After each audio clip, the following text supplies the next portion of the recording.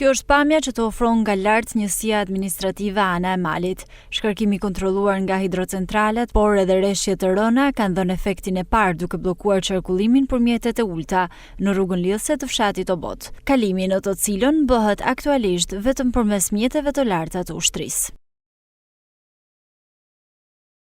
Banorët thonë se situata është problematike dhe shpresojnë që niveli i ujit të mos rritet. Që kanë shu hidrocentralit të permitin bllakum, njerëzit janë me bakti, me lule dekorative, me shega, me gjanë, me biznes, pashkatrat çdo gjë, në arshëm çdo gjë.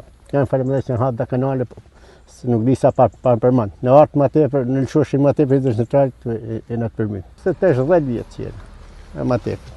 Fjallë që përshën, që kanë me tjetë në 250 shpi, asë pa vjen në kushten jam balancë, edhe njerët të mohën, njerët të ndisi pa përfëndoj. Shkja rrugë e këto, nuk kalat. Një gjasë që me ti bloku, nuk më të kalash asë me makinë, asë me bicikleta, asë në pak e në makinë të ushtrisë. Da kërkojmë njëm, këna një mu, sa da pak.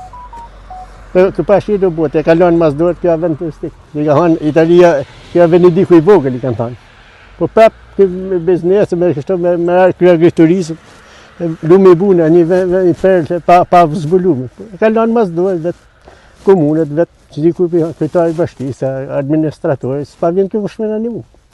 Të që inshallah, dora zotit vende i dorë në zemë. I pranishëm në Obot ditën e sotme ka qenë edhe kreu i Agjencisë Kombëtare të Mbrojtjes Civile, Haki Çako, i cili thekson se të gjitha ekipet janë në terren në ndihmë të banorëve në nevojë. Emergjenca civile në Shkodër po mbikëqyrin situatën në terren, ndërsa ka një përmirësim të lehtë të kushteve atmosferike, si dhe një ulje të prurjeve në kaskadën e lumit Drin.